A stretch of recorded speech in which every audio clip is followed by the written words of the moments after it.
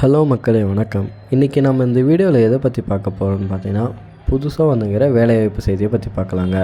Ration கடை வேலைவாய்ப்பில் புது அப்டேட்டை பற்றி பார்க்கலாங்க. என்ன அப்டேட்டுன்னு பார்த்தீங்கன்னா, விற்பனையாளர் மற்றும் கட்டுனர் அப்பாயின்மெண்ட் ஆர்டர் எப்போது வெளியாகும் என்று பல தரப்பட்ட மக்களிடமிருந்து கேள்வி மேலே கேள்வி வந்துன்னே இருக்குங்க.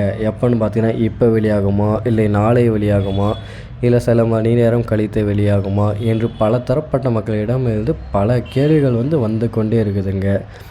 அதுக்கு பார்த்திங்கன்னா, நவம்பர் 4 முதல் நேரடியாக நேர்காணல் நடத்தப்பட்டது.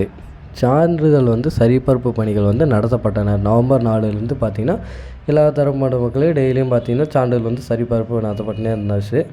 அடுத்து பார்த்திங்கன்னா 4,19,000 பேர் சான்றிதழ் சரிபார்ப்பு பங்கேற்று இருக்காங்க.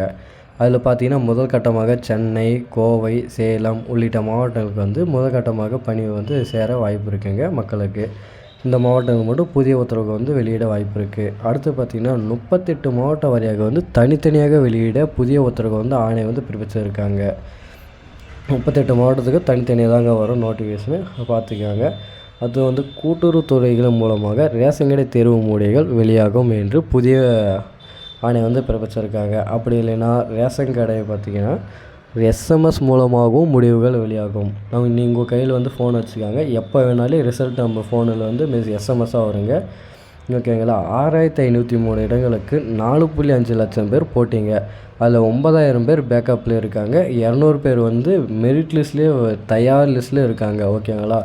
200 பேர் மெரிட் லிஸ்ட்டில் தயார் நிலையில் இருக்காங்க. 9,000 பேர் பேக்கப்பாக இருக்காங்க. வெறும் 6,503 போஸ்டிங்களுக்கு. ஓகேங்களா. இதுதாங்க புதிய அப்டேட்டு.